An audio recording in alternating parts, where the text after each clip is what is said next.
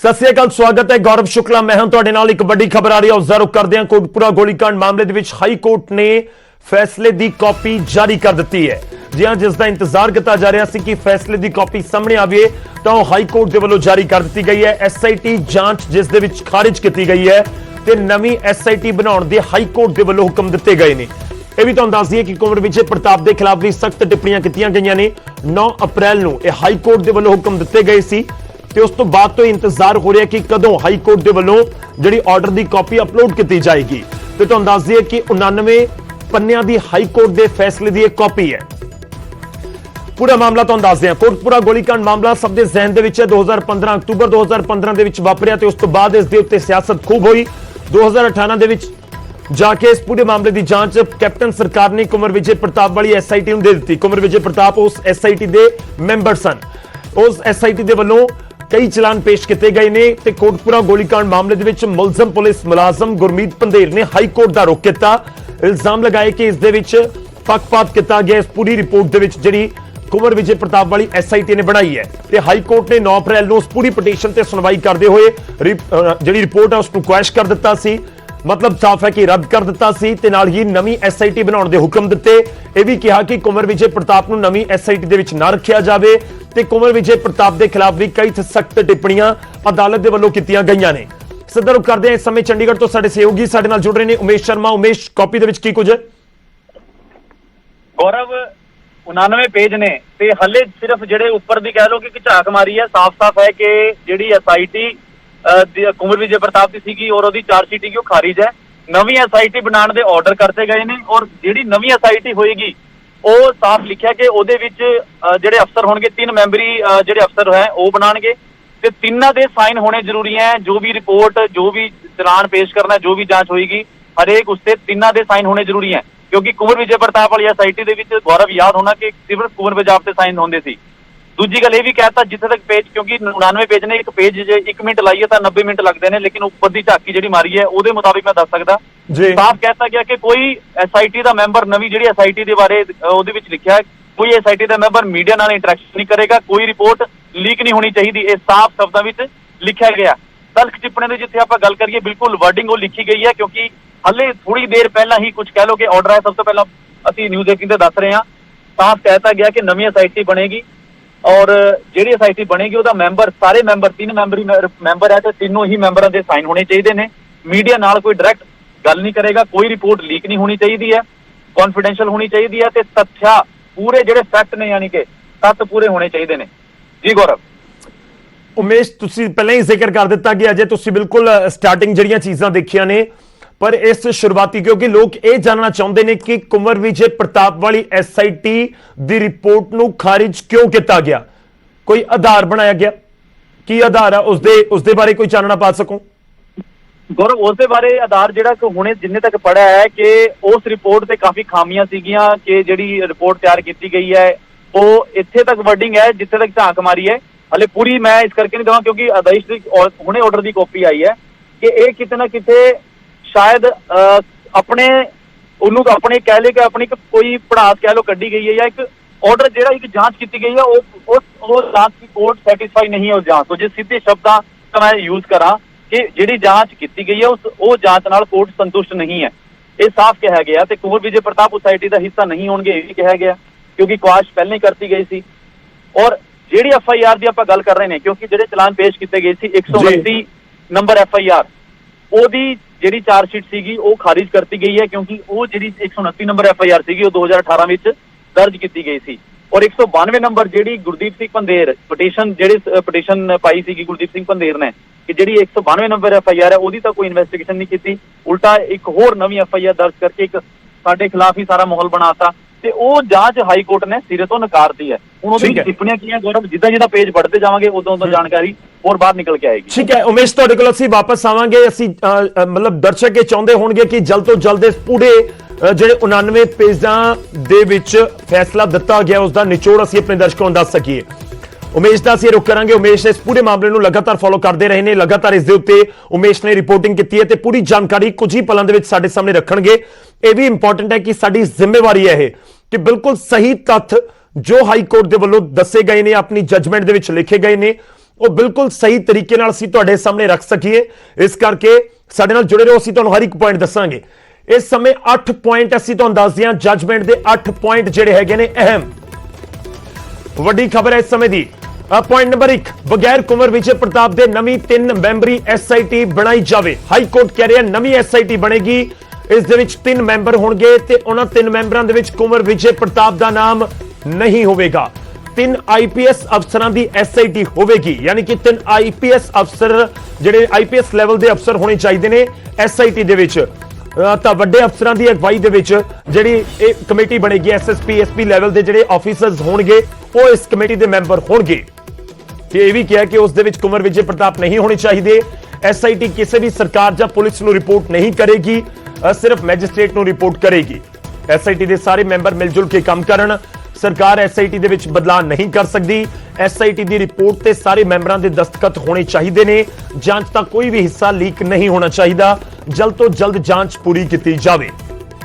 ਤਾਂ high court ਦੇ ਵੱਲੋਂ ਇਹ ਅਹਿਮ ਤੱਥ ਕਹੇ ਗਏ ਨੇ। 8 ਪੁਆਇੰਟ ਅਸੀਂ ਤੁਹਾਨੂੰ ਦੱਸ ਰਹੇ ਹਾਂ। ਜਿਹੜੇ ਹਾਈ ਕੋਰਟ ਨੇ ਆਰਡਰ ਦੀ ਕਾਪੀ ਜਾਰੀ ਕੀਤੀ ਹੈ ਉਸ ਦੇ ਵਿੱਚ ਜਿਹੜੇ ਅਹਿਮ 8 ਪੁਆਇੰਟਸ ਲਿਖੇ ਗਏ ਨੇ, ਇੱਕ ਇੱਕ ਕਰਕੇ ਮੈਂ ਤੁਹਾਡੇ ਸਾਹਮਣੇ ਰੱਖੇ ਨੇ। ਬਹੁਤ ਇੰਪੋਰਟੈਂਟ ਹੈ। ਪਹਿਲਾ ਪੁਆਇੰਟ ਇਹ ਹੈ ਕਿ 3 ਮੈਂਬਰੀ SIT ਹੋਏਗੀ ਜਿਹੜੇ ਹਾਈ ਕੋਰਟ ਦੇ ਹੁਕਮ ਨੇ। ਪੁਆਇੰਟ ਨੰਬਰ 2 ਕਿ ਇਸ ਦੇ ਵਿੱਚ IPS ਆਫੀਸਰਸ ਹੋਣਗੇ, IPS ਲੈਵਲ ਦੇ ਅਧਿਕਾਰੀ ਹੋਣਗੇ। ਪੁਆਇੰਟ ਨੰਬਰ 3 ਕਿ ਇਸ SIT ਦੇ ਮੈਂਬਰਾਂ ਨੂੰ ਸਰਕਾਰ ਬਦਲ ਨਹੀਂ ਸਕੇਗੀ।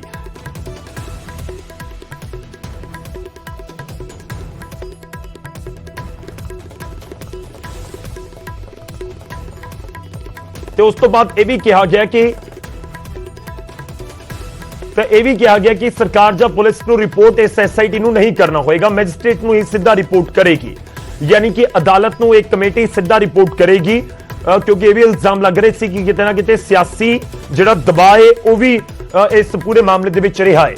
ਹਾਈ ਕੋਰਟ ਨੇ ਆਰਡਰ ਦੀ ਕਾਪੀ ਜਾਰੀ ਕਰ ਦਿੱਤੀ ਹੈ ਤੇ ਕੋਰਟ ਦੇ ਵੱਲੋਂ ਜਿਹੜੇ ਕਮੈਂਟ ਕੀਤੇ ਗਏ ਨੇ ਉਹ ਵੀ ਇੱਕ ਇੱਕ ਕਰਕੇ ਅਸੀਂ ਤੁਹਾਨੂੰ ਦੱਸਾਂਗੇ। ਬਹੁਤ ਅਹਿਮ ਸਟੇਟਮੈਂਟਸ ਦਿੱਤੀਆਂ ਗਈਆਂ ਨੇ ਇਸ ਪੂਰੇ ਮਾਮਲੇ ਦੇ ਵਿੱਚ ਜਿਹੜੀ ਹਾਈ ਕੋਰਟ ਦੇ ਵੱਲੋਂ ਆਰਡਰ ਦੀ ਕਾਪੀ ਜਾਰੀ ਕੀਤੀ ਗਈ ਹੈ।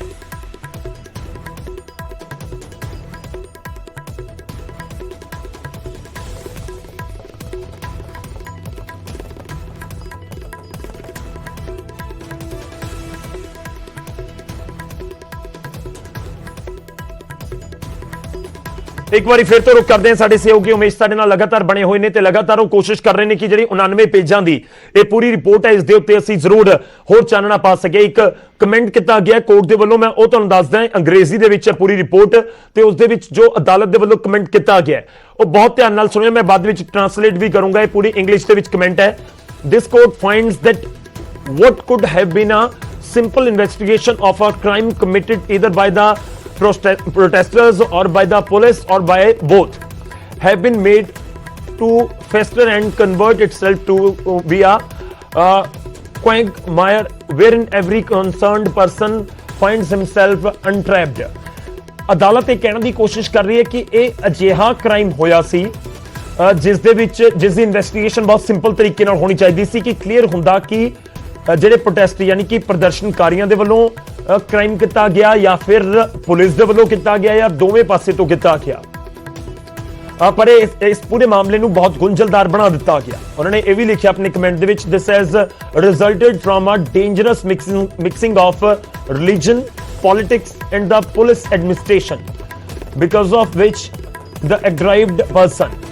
ਤੇ ਇਸ ਦਾ ਮਤਲਬ ਇਹ ਵੀ ਹੈ ਕਿ ਅਦਾਲਤ ਇਹ ਵੀ ਕਹਿਣਾ ਚਾਹ ਰਹੀ ਹੈ ਕਿ ਜੋ ਕੁਝ ਜਿਸ ਤਰੀਕੇ ਨਾਲ ਇਨਵੈਸਟੀਗੇਸ਼ਨ ਹੋਈ ਹੈ ਉਸ ਦਾ ਨਤੀਜਾ ਘੁੰਮ ਕੇ ਫਿਰ ਇਹ ਹੋਇਆ ਕਿ ਧਰਮ, ਸਿਆਸਤ ਅਤੇ ਪੁਲਿਸ ਐਡਮਿਨਿਸਟ੍ਰੇਸ਼ਨ ਦੀ ਇਸ ਦੇ ਵਿੱਚ ਪੂਰੀ ਮਿਕਸਿੰਗ ਜੀ ਹੋ ਗਈ ਤੇ ਇਸ ਕਰਕੇ ਇਸ ਪੂਰੇ ਮਾਮਲੇ ਨੂੰ ਹੋਰ ਤਹਿ ਤੱਕ ਜਾਣ ਦੀ ਕੋਸ਼ਿਸ਼ ਕਰਨ ਦੀ ਜ਼ਰੂਰਤ ਹੈ। ਇਨਵੈਸਟੀਗੇਸ਼ਨ ਜਿਹੜੀ ਹੁਣ ਤੱਕ ਹੋਈ ਹੈ ਉਸ ਦੇ ਉੱਪਰ ਕੁਐਸਚਨ ਮਾਰਕ ਸਿੱਧਾ ਖੜਾ ਕਰ ਦਿੱਤਾ ਗਿਆ। ਸਿਆਸਤ, ਧਾਰਮਿਕ ਮੁੱਦਾ, ਪੁਲਿਸ ਦੀ ਇਨਵੈਸਟੀਗੇਸ਼ਨ ਸਭ ਦਾ ਅਦਾਲਤ ਨੇ ਜ਼ਿਕਰ ਕਰ ਦਿੱਤਾ। ਤੇ ਦੂਜਾ ਪੁਆਇੰਟ ਇਹ ਵੀ ਕਿ ਅਦਾਲਤ ਨੇ ਇਹ ਵੀ ਕਹਿ ਦਿੱਤਾ ਕਿ ਜਿਹੜੀ ਤੁਹਾਡੀ ਇਨਵੈਸਟੀਗੇਸ਼ਨ ਹੈ ਇਸ ਨੂੰ ਕੁਐਸ਼ ਕੀਤਾ ਜਾਵੇ, ਇਹ ਰੱਦ ਹੈ। ਹੁਣ ਨਵੀਂ SIT ਬਣੇਗੀ, ਉਹ ਇਸ ਪੂਰੇ ਮਾਮਲੇ 'ਚ ਇਨਵੈਸਟੀਗੇਟ ਕਰੇਗੀ। ਹਾਲਾਂਕਿ ਅਦਾਲਤ ਨੇ ਜ਼ਰੂਰ ਨਿਸ਼ਚਿਤ ਕਰਨ ਦੀ, ਯਕੀਨੀ ਬਣਾਉਣ ਦੀ ਕੋਸ਼ਿਸ਼ ਕੀਤੀ ਹੈ ਕਿ ਸਿਆਸਤ ਇਸ ਦੇ ਵਿੱਚ ਨਾ ਜਾਵੇ। ਇਸ ਦੇ ਲਈ ਅਦਾਲਤ ਨੇ ਇਹ ਕੋਸ਼ਿਸ਼ ਕੀਤੀ ਕਿ 3 ਮੈਂਬਰੀ ਕਮੇਟੀ ਬਣਾ ਦਿੱਤੀ ਜਾਵੇ ਜੋ ਡਾਇਰੈਕਟਲੀ ਅਦਾਲਤ ਨੂੰ ਰਿਪੋਰਟ ਕਰੇਗੀ, ਮੈਜਿਸਟ੍ਰੇਟ ਨੂੰ ਰਿਪੋਰਟ ਕਰੇਗੀ, ਤਾਂ ਕਿ ਕੋਈ ਜਿਹੜੀ ਪੋਲੀਟੀਕਲ ਇੰਟਰਫੇਰੈਂਸ ਹੈ ਉਹ ਨਾ ਰਹੇ। ਜਦੋਂ ਸਿਆਸਤਦਾਨਾਂ ਨੂੰ ਜਾਂ ਕਿਸੇ ਵੀ ਸਿਆਸੀ ਅਹੁਦੇ ਉੱਤੇ ਬੈਠੇ ਜਿਹੜੇ ਲੋਕਾਂ ਦੇ ਚੁਣੇ ਹੋਏ ਨੁਮਾਇੰਦੇ ਨੇ, ਚਾਹੇ ਮੰਤਰੀ ਹੋਵੇ, ਸਰਕਾਰ ਦੇ ਵਿੱਚ ਕੋਈ ਵੀ ਹੋਵੇ, ਉਹਨਾਂ ਨੂੰ ਰਿਪੋਰਟਿੰਗ ਹੁੰਦੀ ਹੈ ਤਾਂ ਇੱਕ ਖਦਸ਼ਾ ਜਤਾਇਆ ਗਿਆ ਕਿ ਕਿਤੇ ਨਾ ਕਿਤੇ ਸਿਆਸਤ ਤੋਂ ਪ੍ਰਭਾਵਿਤ ਚੀਜ਼ਾਂ ਹੋ ਜਾਂਦੀਆਂ ਨੇ। ਉਮੇਸ਼ ਦਾ ਰੁਖ ਕਰਦੇ ਹਾਂ। ਉਮੇਸ਼, ਕੀ ਕੁਝ ਹੋਰ ਤੁਹਾਡੇ ਕੋਲ ਜਾਣਕਾਰੀ? ਗੌਰਵ, ਇੱਕ ਇਹਦੇ ਵਿੱਚ ਇਹ ਵੀ ਸਾਫ਼ ਕਰਤਾ ਗਿਆ, ਜੇ ਮੈਂ ਪੁਆਇੰਟ ਪੜ੍ਹ ਕੇ ਸੁਣਾਵਾਂ ਔਰ ਬੜੀ ਇੰਪੋਰਟੈਂਟ ਵੀ ਹੈ ਕਿ ਇਹਦੀ ਟਾਈਮਿੰਗ ਕੀ ਹੈ।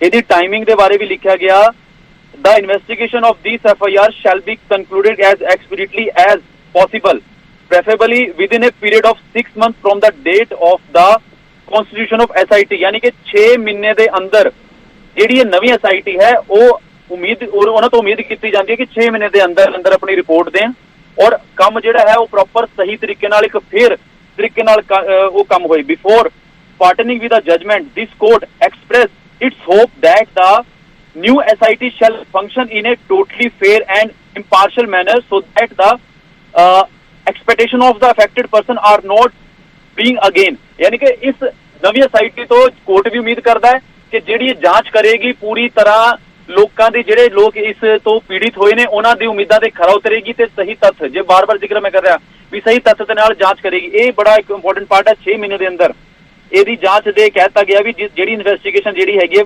ਵਿਦਿਨ 6 ਮੰਥ ਇਹ ਕਰੇ ਤੇ ਕੋਰਟ ਦੇ ਨਾਲ ਕੋਰਟ ਇਹ ਉਮੀਦ ਕਰਦਾ ਹੈ, ਹੋਪ ਹੈ ਕੋਰਟ ਨੂੰ ਕਿ ਪੂਰੀ ਤਰ੍ਹਾਂ ਫੇਰ ਤੇ ਤੱਥਾਂ ਨਾਲ ਇਹ ਹੋਏਗੀ ਤਾਂ ਕਿ ਜਿਹੜੇ ਪੀੜਿਤ ਨੇ ਉਹਨਾਂ ਦੇ ਵੀ ਜ਼ਖਮ ਭਰ ਸਕਣ ਤੇ ਕੋਰਟ ਨੂੰ ਉਮੀਦ ਹੈ। ਤੇ ਗੌਰਵ, ਕਿਤੇ ਨਾ ਕਿਤੇ ਟਾਈਮ ਬਾਉਂਡ ਵੀ ਕਹਿਤਾ ਕੋਰਟ ਨੇ ਵੀ 6 ਮਹੀਨੇ ਦੇ ਅੰਦਰ ਤੁਸੀਂ ਆਪਣੀ ਜਿਹੜੀ ਹੈਗੀ ਹੈ ਇਹ ਰਿਪੋਰਟ ਦੇਣੀ ਹੈ। ਔਰ ਇਹ ਮੈਂ ਹੀਰ ਤੋਂ ਕਹਿੰਦਾ, the member of SIT shall not leak any part of the investigation before filing the final report before the concerned magistrate. They shall not interact with the media and aspect of investigation. Further, they shall not respond directly or indirectly to any doubt or opinion। ਇਹ ਗੌਰਵ ਇੱਕ ਗੱਲ ਕਹੀ ਗਈ ਹੈ court ਨੇ, ਤੁਸੀਂ ਦੇਖਿਆ ਹੋਣਾ ਕਿ ਕੁੰਵਰ ਵਿਜੇ ਪ੍ਰਤਾਪ ਮੀਡੀਆ ਚ ਆ ਕੇ ਆਪਣੇ ਬਿਆਨ ਵੀ ਦਿੰਦੇ ਰਹੇ, ਉਹਨਾਂ ਦੇ ਇੰਟਰਵਿਊ ਕਾਫੀ ਅਸੀਂ ਦੇਖ ਰਹੇ ਨੇ। ਇੱਥੇ ਸਾਫ਼ ਤੌਰ ਤੇ ਕਿਹਾ ਗਿਆ ਕਿ ਮੀਡੀਆ ਨਾਲ ਕੋਈ ਇੰਟਰੈਕਸ਼ਨ ਨਹੀਂ ਹੋਏਗੀ, ਰਿਪੋਰਟ ਲੀਕ ਨਹੀਂ ਹੋਣੀ ਚਾਹੀਦੀ ਕਿਸੇ ਵੀ ਸਟੇਜ ਤੋਂ ਔਰ ਫਾਈਨਲ ਰਿਪੋਰਟ ਤੱਕ ਨਾ ਕੋਈ ਡਾਇਰੈਕਟ ਤੇ ਇਨਡਾਇਰੈਕਟਲੀ ਕੋਈ ਮੀਡੀਆ ਨਾਲ ਤਾਲੁਕ ਨਹੀਂ ਰੱਖੇਗਾ। ਰਿਪੋਰਟ ਲੀਕ ਨਹੀਂ ਹੋਣੀ ਚਾਹੀਦੀ ਜਦ ਤੱਕ ਤੁਸੀਂ ਆਪਣੀ ਰਿਪੋਰਟ ਸਬਮਿਟ ਨਹੀਂ ਕਰਦੇ। The final report of investigation shall be filed jointly as a team, ਜਿੱਦਾਂ ਮੈਂ ਜ਼ਿਕਰ ਕਰ ਰਿਹਾ ਸੀ, signature of all member of SIT who shall also be cited as a witness in the list as the investigation officer। ਤਿੰਨਾਂ ਦੇ sign ਬਾਰ-ਬਾਰ, ਕਿਉਂਕਿ ਅਸੀਂ ਪਹਿਲਾਂ ਜ਼ਿਕਰ ਕੀਤਾ ਕਿ ਸਿਰਫ ਕੁੰਵਰ ਵਿਜੇ ਪ੍ਰਤਾਪ ਦੇ ਸਾਈਨ ਹੁੰਦੇ ਸੀ, ਲੇਕਿਨ ਇਸ ਸਾਫ਼ ਕਰਤਾ ਕੋਰਟ ਨੇ ਕਿ ਜਿਹੜੀ ਇਹ SIT ਹੋਏਗੀ ਉਹਦੇ ਵਿੱਚ ਸਾਰਿਆਂ ਦੇ ਸਾਈਨ ਹੋਣਗੇ।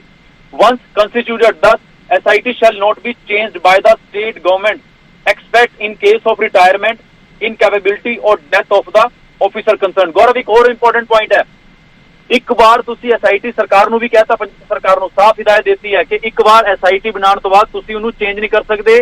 ਜੇ ਚੇਂਜ ਕਰਨੀ ਹੈ ਤੇ ਉਹਦੇ ਹਾਲਾਤ ਕੀ ਹੈ, ਜਾਂ ਤਾਂ ਤੁਹਾਨੂੰ ਲੱਗਦਾ ਕਿ ਕੋਈ ਰਿਟਾਇਰਮੈਂਟ ਹੋ ਰਹੀ ਹੈ ਉਸ ਅਫਸਰ ਦੀ, ਜਾਂ ਉਹ ਇਨਕੈਪੇਬਲ ਹੈ यानी कि ਉਹਦੀ ਤੁਹਾਨੂੰ ਲੱਗ ਰਿਹਾ ਕਿ ਇਹ ਕੈਪੇਬਲ ਨਹੀਂ ਹੈ, ਜਾਂ ਫਿਰ ਕੋਈ ਡੈਥ ਕਿਸੇ ਦੀ ਡੈਥ ਹੋ ਜਾਂਦੀ ਹੈ ਤਾਂ ਹੀ ਤੁਸੀਂ ਚੇਂਜ ਕਰ ਸਕਦੇ ਹੋ, ਅਦਰਵਾਈਜ਼ ਇਹ SIT ਤੁਸੀਂ ਚੇਂਜ ਨਹੀਂ ਕਰ ਸਕਦੇ। ਤੇ the SIT so constituted by the state government shall work jointly, ਉਹ ਮੈਂ ਪਹਿਲਾਂ ਜ਼ਿਕਰ ਕਰਤਾ। there shall be no interference from any quarter internal or external with the SIT। the investigation, the SIT shall not report to any state executive or police authority the investigation in question। It shall report only for the concerned magistrate। गौरव, बहुत important point है। There shall be no interference from the any quarter internal or external with this SIT। This SIT shall not report to any executive state, यानी कि ये SIT direct magistrate ਦੇ ਅੰਦਰ ਜਿਹਨੂੰ ਇਹਨੇ report final ਕਰਨੀ ਹੈ ਉਹਨੂੰ ਹੀ ਰਿਪੋਰਟ ਕਰੇਗੀ। ਕੋਈ ਇੰਟਰਫੇਅਰ ਨਹੀਂ ਹੋਏਗਾ ਸਟੇਟ ਦਾ ਜਾਂ ਕਿਸੇ ਅਫਸਰ ਨੂੰ ਕਹਿ ਲਓ ਵੀ ਹਾਂ ਜੀ ਪੁਰਾਣੇ ਅਫਸਰ ਨੇ ਰਿਪੋਰਟ ਮੰਗੀ, ਨਹੀਂ, ਉਹ ਕੋਰਟ ਨੇ ਸਾਫ਼ ਕਰਤਾ। ਇੱਕ ਇਸ ਤੋਂ ਇਲਾਵਾ ਹੋਰ ਹੈ ਜਿਹੜੀ ਇਹਦੀ ਜਿਹੜੀ ਲਿਖੀ ਹੈ ਗੌਰਵ, ਤੁਸੀਂ ਜ਼ਿਕਰ ਕਰ ਰਹੇ ਸੀ ਕਿ ਉਹੀ ਗੱਲ ਆ ਗਈ ਮੁੜ ਕੇ ਕਿ ਪੂਰੀ ਜਿਹੜੀ ਤੱਥਾਂ ਨਾਲ ਭਰੀ ਜਿਹੜੀ ਤੱਥ ਹੋਣੇ ਚਾਹੀਦੇ, ਜਿਹੜੀ ਵੀ ਤੁਸੀਂ ਇਨਵੈਸਟੀਗੇਸ਼ਨ ਕਰੋਗੇ ਉਹਦੇ ਤੱਥ ਹੋਣੇ ਚਾਹੀਦੇ ਨੇ ਤੇ ਕਾਫੀ ਕੁਝ ਇਹਦੇ ਵਿੱਚ ਲਿਖਿਆ ਜਾ ਰਿਹਾ ਗੌਰਵ। ਮੇਨ ਗੱਲ ਹੈ ਕਿ ਤੁਹਾਡੀ SIT ਦੇ ਉੱਪਰ ਰਿਸਪੌਂਸਿਬਲ ਹੈ ਜੁਆਇੰਟ, ਤਿੰਨਾਂ ਦੇ ਹਰ ਉੱਤੇ ਸਾਈਨ ਹੋਣੇ ਜ਼ਰੂਰੀ ਹੈ।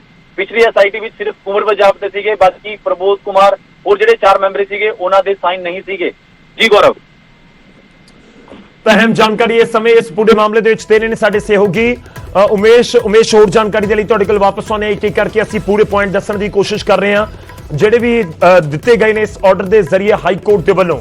ਦਰਅਸਲ ਹਾਈ ਕੋਰਟ ਦੇ ਵੱਲੋਂ ਜਿਹੜੀ ਕੁੰਵਰ ਵਿਜੇ ਪ੍ਰਤਾਪ ਦੀ SIT ਹੈ ਉਸ ਨੂੰ ਤਾਂ ਖਾਰਿਜ ਕਰ ਦਿੱਤਾ ਗਿਆ ਹੈ, ਕੋਟਕਪੂਰਾ ਗੋਲੀकांड ਮਾਮਲੇ ਦੇ ਵਿੱਚ ਇਹ ਤੁਹਾਨੂੰ ਦੱਸ ਦਈਏ ਕਿ SIT ਦੇ ਵੱਲੋਂ ਜਿਹੜੀ ਜਾਂਚ ਕੀਤੀ ਜਾ ਰਹੀ ਸੀ। ਇਨਫੈਕਟ ਇਹ SIT ਕੋਟਕਪੂਰਾ ਗੋਲੀकांड ਮਾਮਲਾ ਤੇ ਬੈਬਲ ਕਲਾਂ ਗੋਲੀकांड ਮਾਮਲਾ ਦੋਵਾਂ ਦੀ ਜਾਂਚ ਕਰ ਰਹੀ ਸੀ, ਪਰ ਕੋਟਕਪੂਰਾ ਵਾਲੇ ਮਾਮਲੇ ਦੇ ਵਿੱਚ ਇਹ ਜਿਹੜੇ ਆਦੇਸ਼ ਨੇ ਹਾਈ ਕੋਰਟ ਦੇ ਇਹ ਦੱਸੇ ਜਾ ਰਹੇ ਨੇ। ਹਾਲਾਂਕਿ ਹੁਣ ਬੈਬਲ ਕਲਾਂ ਵਾਲੇ ਮਾਮਲੇ ਦੇ ਉੱਤੇ ਕਿੰਨਾ ਇਸ ਦਾ ਅਸਰ ਹੁੰਦਾ ਹੈ ਉਹ ਵੀ ਇੱਕ ਜ਼ਰੂਰ ਚਰਚਾ ਦਾ ਵਿਸ਼ਾ ਹੈਗਾ ਹੈ।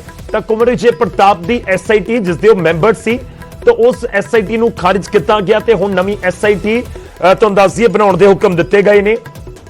3 ਮੈਂਬਰੀ SIT ਹੋਏਗੀ ਜਿਸ ਦੇ ਵਿੱਚ IPS ਅਧਿਕਾਰੀ ਹੋਣਗੇ ਤੇ ਇਹ ਸਰਕਾਰ ਨੂੰ ਜਾਂ ਫਿਰ ਕਿਸੇ ਹੋਰ ਨੂੰ ਰਿਪੋਰਟ ਨਹੀਂ ਕਰੇਗੀ ਬਲਕਿ ਸਿੱਧਾ ਮੈਜਿਸਟ੍ਰੇਟ ਨੂੰ ਰਿਪੋਰਟ ਕਰੇਗੀ। ਤੇ ਇੱਕ ਪੁਆਇੰਟ ਇਹ ਵੀ ਕਿਉਂਕਿ ਪਿਛਲੇ SIT ਦੇ ਜਿਹੜੇ ਕੁੰਵਰ ਵਿਜੇ ਪ੍ਰਤਾਪ ਨੇ, ਜਿਵੇਂ ਉਮੇਸ਼ ਵੀ ਲਗਾਤਾਰ ਜ਼ਿਕਰ ਕਰ ਰਹੇ ਸੀ ਕਿ ਉਹਨਾਂ ਦੇ ਵੱਲੋਂ ਆ ਕੇ ਲਗਾਤਾਰ ਮੀਡੀਆ ਦੇ ਨਾਲ ਗੱਲਬਾਤ ਕੀਤੀ ਜਾਂਦੀ ਸੀ, ਮੀਡੀਆ ਬਹੁਤ ਫ੍ਰੈਂਡਲੀ ਉਹਨਾਂ ਨੂੰ ਕਿਹਾ ਜਾਂਦਾ ਸੀ ਕਿ ਆ ਕੇ ਬਹੁਤ ਗੱਲਬਾਤ ਕਰਦੇ ਨੇ, ਤਾਂ ਉਸ ਦੇ ਉੱਤੇ ਵੀ ਹਾਈ ਕੋਰਟ ਦੇ ਵੱਲੋਂ ਟਿੱਪਣੀ ਕੀਤੀ ਗਈ ਹੈ ਕਿ ਜਿਹੜੀ ਹੁਣ ਨਵੀਂ SIT ਹੋਏਗੀ ਉਸ ਦਾ ਕੋਈ ਵੀ ਮੈਂਬਰ ਜਾ ਕੇ ਮੀਡੀਆ ਦੇ ਵਿੱਚ ਜਾਂ ਪਬਲਿਕ ਤੌਰ ਦੇ ਉੱਤੇ ਨਹੀਂ ਗੱਲ ਕਰ ਸਕੇਗਾ, ਯਾਨੀ ਕਿ ਉਹ ਰਿਪੋਰਟ ਨੂੰ ਲੀਕ ਨਹੀਂ ਕਰ ਸਕੇਗਾ। ਤੇ ਇਹ ਵੀ ਹੁਕਮ ਦਿੱਤੇ ਗਏ ਨੇ ਕਿ 6 ਮਹੀਨੇ ਦੇ ਵਿੱਚ ਇਸ ਪੂਰੀ ਇਨਵੈਸਟੀਗੇਸ਼ਨ ਨੂੰ ਕੰਪਲੀਟ ਕੀਤਾ ਜਾਵੇ। ਮੈਂ ਉਮੇਸ਼ ਕੋਲ ਜਾਣਾ ਕਿਉਂਕਿ ਜੇਕਰ 6 ਮਹੀਨੇ ਦਾ ਜ਼ਿਕਰ ਕੀਤਾ ਗਿਆ ਹੈ ਤਾਂ ਬਹੁਤ ਇੰਪੋਰਟੈਂਟ ਹੈ ਤੇ ਇਹ ਵੀ ਕਿਆਸ ਲਗਾਏ ਜਾ ਸਕਦੇ ਨੇ, ਉਮੀਦ ਕੀਤੀ ਜਾ ਸਕਦੀ ਹੈ ਕਿ 2022 ਦੇ ਵਿਧਾਨ ਸਭਾ ਚੋਣਾਂ ਤੋਂ ਪਹਿਲਾਂ ਤਾਂ ਹੋ ਸਕਦਾ ਹੈ ਕਿ SIT ਆਪਣੀ ਪੂਰੀ ਇਨਵੈਸਟੀਗੇਸ਼ਨ ਤੱਕ ਪਹੁੰਚ ਜਾਏ ਇਸ ਪੂਰੇ ਮਾਮਲੇ ਦੇ ਵਿੱਚ। ਉਮੇਸ਼ 2-3 ਚੀਜ਼ਾਂ ਨੇ ਜਿਹੜੀਆਂ ਲੋਕ ਜਾਣਨੀਆਂ ਚਾਹੁੰਦੇ ਹੋਣਗੇ। ਪੁਆਇੰਟ ਨੰਬਰ 1 ਕਿ ਜਿਹੜਾ ਕੋਟਕਪੂਰਾ ਗੋਲੀकांड ਮਾਮਲੇ 'ਚ ਫੈਸਲਾ ਇਸ ਦਾ ਬੈਬਲ ਕਲਾਂ ਗੋਲੀकांड ਮਾਮਲੇ 'ਤੇ ਕੋਈ ਅਸਰ ਪਵੇਗਾ ਜਾਂ ਪੈ ਸਕਦਾ ਹੈ, ਤੇ ਦੂਜਾ ਜਿਹੜੀ SIT ਬਣਾਈ ਜਾਣੀ ਹੈ ਕੌਣ ਬਣਾਏਗਾ? SIT ਸਰਕਾਰ ਅਪਾਇੰਟ ਕਰੇਗੀ ਪਹਿਲਾਂ ਜਾਂ ਫਿਰ ਇਹ ਵੀ ਡਾਇਰੈਕਟ ਹਾਈ ਕੋਰਟ ਦੇ ਵੱਲੋਂ ਹੀ ਅਧਿਕਾਰੀ ਅਪਾਇੰਟ ਕੀਤੇ ਜਾਣਗੇ? ਤੇ ਤੀਜਾ ਪੁਆਇੰਟ ਜੋ ਲੋਕ ਜਾਣਨਾ ਚਾਹੁੰਦੇ ਨੇ ਕਿ SIT 6 ਮਹੀਨੇ ਦੇ ਵਿੱਚ ਕੰਪਲੀਟ ਕਰੇਗੀ ਜਾਂ ਫਿਰ ਕਿਸ ਤਰੀਕੇ ਨਾਲ 6 ਮਹੀਨੇ ਦਾ ਸਮਾਂ ਜੋ ਤੁਸੀਂ ਵੀ ਜ਼ਿਕਰ ਕਰ ਰਹੇ ਸੀ? ਗੌਰਵ, ਸਭ ਤੋਂ ਪਹਿਲਾਂ ਇਹ ਕਿ SIT ਜਿਹੜੀ ਬਣਾਣੀ ਹੈ ਉਹਦੇ ਆਫੀਸਰ ਤਾਂ ਸਰਕਾਰ ਨੂੰ ਹੀ ਨਾਂ ਦੇਣੇ ਪੈਣੇ ਹੈ, ਕਿਉਂਕਿ ਸਰਕਾਰ ਦੇ ਹੀ ਉਹ ਅਫਸਰ ਨੇ, ਪੁਲਿਸ ਅਫਸਰ IPS ਜਿਹੜੇ ਮੰਗੇ ਗਏ ਨੇ ਉਹ ਸਰਕਾਰ ਹੀ ਦੱਸੇਗੀ ਕਿ ਇਹ ਸਾਡੇ 3 ਅਫਸਰ ਨੇ।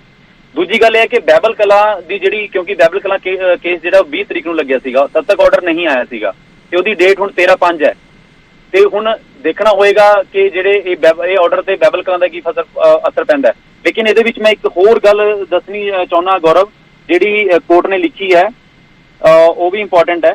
ਮੈਂ ਤੁਹਾਨੂੰ ਜਿਹੜਾ ਪੜ੍ਹ ਕੇ ਸੁਣਾ ਦਿੰਦਾ, ਉਹ ਸਿੱਧਾ ਕੁੰਵਰ ਵਿਜੇ ਪ੍ਰਤਾਪ ਦੇ ਹੀ ਕਹਿ ਲੋ ਕਿ ਅਸਰ ਕਰਦੀ ਹੈ। ਮੈਂ ਕਿਉਂਕਿ ਕਾਫੀ ਲੰਬੇ ਪੇजेस ਨੇ ਤੇ ਸਾਨੂੰ ਖੋਲਣੇ ਪੈ ਰਹੇ ਨੇ ਜੀ। ਇਹ ਵੀ ਸਾਫ਼ ਲਿਖਿਆ ਕਰੋ, the state government shall constitute a special investigation team of 3 senior. State government shall constitute यानी कि सरकार ही अपनी जी नवी है वो सरकार ही बनाएगी। और ये भी साफ लिखा कि which shall not include the respondent number 3, एक कुंवर विजय प्रताप ने कहा गया, and which shall include at least 1 officer senior to the respondent number 3। यानी कि जो 3 कुंवर विजय प्रताप की डेजिग्नेशन है उस तो सीनियर अफसर जरूरी ਉਹਦੇ ਵਿੱਚ ਹੋਣਾ ਚਾਹੀਦਾ रैंक एंड डेजिग्नेशन ਦੇ ਵਿੱਚ। To conduct the investigation in FIR involved in present petition 192 ਤੇ 129। ये यानी कि साफ करता कि सरकार ही कॉन्स्टिट्यूट करेगी और रिस्पोंडेंट नंबर 3 ਤੇ ਉੱਪਰ ਦੇ ਰੈਂਕ ਤੇ ਡੈਜਿਗਨੇਸ਼ਨ ਦਾ ਬੰਦਾ ਇਹਦੇ ਵਿੱਚ ਹੋਣਾ ਚਾਹੀਦਾ ਸੀਨੀਅਰ ਮੋਸਟ, ਜਿਹੜਾ ਇਹਨੂੰ ਹੈਡ ਕਰੇਗਾ। ਇਹਦੇ ਵਿੱਚ ਗੌਰਵ ਸਾਫ਼ ਕਰਤਾ ਗਿਆ ਕਿ ਸਰਕਾਰ ਹੀ ਕਰੇਗੀ, ਕਿਉਂਕਿ ਨਾ ਸਰਕਾਰ ਹੀ ਦਿੰਦੀ ਹੈ ਕਿ ਸਾਡੇ 3 ਅਫਸਰ ਨੇ, ਉਹਦੇ ਵਿੱਚ ਹੈਡ ਕੌਣ ਕਰੇਗਾ? ਸੀਨੀਅਰ ਮੋਸਟ ਇੱਕ ਹੋਏਗਾ ਤੇ 2 ਉਹਨੂੰ ਅਸਿਸਟ ਕਰਨਗੇ।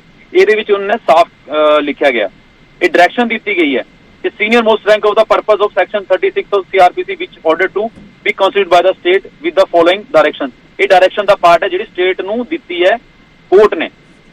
और मैं जिहड़ी गल दा जिक्र कर रहा सी, the court find that would have been, जेड़ा तुसीं पढ़ के भी सुनाया गौरव हुण थोड़ी देर पहला कि वही जिहड़ी गल होई है कि जिहड़ी इदां तो होनी चाहिए ते वो नहीं हो पाई है। हाँ, एक मैं जिहड़ा accordingly this court finds that the investigation carried out by the respondent number 3 is not free from blemish। गौरव ये गल वर्ड जिहड़ा हैगा line accordingly this court finds that the investigation carried out by the respondent number 3 is not free from blemish। His personal, गौरव ध्यान नाल सुनने वाली गल है, his personal malice and malified functioning by the totally unpursuing the powers of sit constitute in the first instance has been duly demonstrated on record। कितना किते पूरा निशाना ते टिप्पणी जिहड़ी आपां गल कर रहे सी वो कीता गया कि ये जिहड़ी ਇਨਵੈਸਟੀਗੇਸ਼ਨ ਹੈ ਕਿ ਰਿਸਪੋਂਡੈਂਟ ਨੰਬਰ 3 ਦੇ ਹੀ ਇਰਦ ਗਿਰਦ ਘੁੰਮਦੀ ਰਹੀ ਹੈ ਆਪਣੇ ਮੁਤਾਬਿਕ। ਉਹਨਾਂ ਨੇ ਪੂਰਾ ਇੱਕ ਉਹ ਕੀਤੀ ਗਈ ਹੈ ਤੇ ਉਹ ਵੀ ਉਹਨਾਂ ਨੂੰ ਵੀ ਅਸੀਂ ਦੁੱਧ ਦਾ ਤੁਲਾ ਨਹੀਂ ਕਹਿ ਸਕਦੇ। ਕਾਫੀ ਇਹ ਟਿੱਪਣੀਆਂ ਇਹਦੇ ਵਿੱਚ ਕੀਤੀ ਗਈਆਂ ਨੇ ਜੀ ਗੌਰਵ। ਠੀਕ ਹੈ ਉਮੇਸ਼, ਅਸੀਂ ਤੁਹਾਡੇ ਕੋਲ ਹੋਰ ਜਾਣਕਾਰੀ ਦੇ ਲਈ ਵਾਪਸ ਆਵਾਂਗੇ। ਫਿਲਹਾਲ ਦੇ ਲਈ ਧੰਨਵਾਦ। ਇਹ ਵੱਡੀ ਖਬਰ ਦੇ ਉੱਤੇ ਨਿਊਜ਼ 18 ਪੰਜਾਬ ਦੀ ਟੀਮ ਲਗਾਤਾਰ ਬਣੀ ਹੋਈ ਹੈ ਤੇ ਅਸੀਂ ਕੋਸ਼ਿਸ਼ ਕਰ ਰਹੇ ਹਾਂ ਕਿ ਹਰ ਇੱਕ ਪੁਆਇੰਟ ਅਸੀਂ ਆਪਣੇ ਦਰਸ਼ਕਾਂ ਤੱਕ ਪਹੁੰਚਾ ਸਕੀਏ। ਦਰਅਸਲ ਹਾਈ ਕੋਰਟ ਦੇ ਵੱਲੋਂ ਫੈਸਲਾ ਜੋ ਕੀਤਾ ਗਿਆ ਸੀ, ਜੋ ਦਿੱਤਾ ਗਿਆ 9 ਅਪ੍ਰੈਲ ਨੂੰ, ਉਸ ਦੀ ਆਰਡਰ ਦੀ ਕਾਪੀ ਆ ਗਈ ਹੈ। ਹਾਈ ਕੋਰਟ ਨੇ ਕੁੰਵਰ ਵਿਜੇ ਪ੍ਰਤਾਪ ਵਾਲੀ ਐਸਆਈਟੀ ਦੀ ਰਿਪੋਰਟ ਨੂੰ ਖਾਰਿਜ ਕਰ ਦਿੱਤਾ ਸੀ ਕੋਟਕਪੂਰਾ ਗੋਲੀकांड ਮਾਮਲੇ ਦੇ ਵਿੱਚ, ਤੇ ਹੁਣ ਆਰਡਰ ਦੀ ਕਾਪੀ ਆ ਚੁੱਕੀ ਹੈ ਤੇ ਆਰਡਰ ਦੇ ਵਿੱਚ ਇਹ ਸਾਫ਼ ਤੌਰ ਤੇ ਜ਼ਿਕਰ ਕੀਤਾ ਗਿਆ ਕਿ ਨਵੀਂ ਐਸਆਈਟੀ ਬਣਾ ਦਿੱਤੀ ਜਾਵੇ। ਜਿਹੜੀ ਪੁਰਾਣੀ ਐਸਆਈਟੀ ਹੈ ਉਸ ਦੀ ਰਿਪੋਰਟ ਖਾਰਿਜ ਕੀਤੀ ਜਾਂਦੀ ਹੈ। 3 ਮੈਂਬਰੀ ਕਮੇਟੀ ਹੋਏਗੀ, ਆਈਪੀਐਸ ਅਫਸਰ ਹੋਣਗੇ ਉਸ ਦੇ ਵਿੱਚ, ਜੋ ਸਿੱਧਾ ਮੈਜਿਸਟ੍ਰੇਟ ਨੂੰ ਰਿਪੋਰਟ ਕਰੇਗੀ ਤੇ ਰਿਪੋਰਟ ਜਿਹੜੀ ਤਿਆਰ ਕੀਤੀ ਜਾਏਗੀ, ਇਨਵੈਸਟੀਗੇਸ਼ਨ ਰਿਪੋਰਟ ਹੋਏਗੀ, ਉਹ ਲੀਕ ਨਹੀਂ ਹੋਣੀ ਚਾਹੀਦੀ। ਇਹ ਵੀ ਯਕੀਨੀ ਬਣਾਉਣਗੇ ਜਿਹੜੇ ਅਧਿਕਾਰੀ ਇਸ ਐਸਆਈਟੀ ਨਵੀਂ ਐਸਆਈਟੀ ਦੇ ਵਿੱਚ ਹੋਣਗੇ।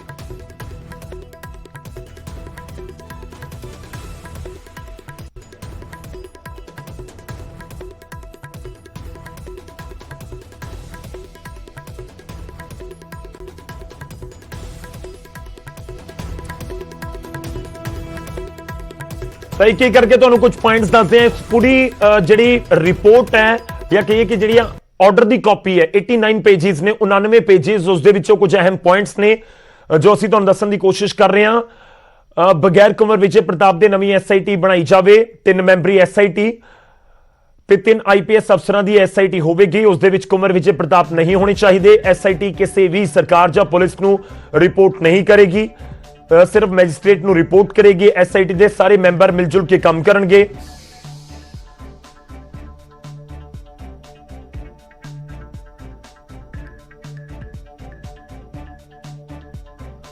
ਤਾਂ ਸਰਕਾਰ ਐਸਆਈਟੀ ਦੇ ਵਿੱਚ ਬਦਲਾਅ ਨਹੀਂ ਕਰ ਸਕਦੀ। ਐਸਆਈਟੀ ਦੀ ਰਿਪੋਰਟ ਤੇ ਸਾਰੇ ਮੈਂਬਰਾਂ ਦੇ ਦਸਤਖਤ ਹੋਣੇ ਚਾਹੀਦੇ ਨੇ।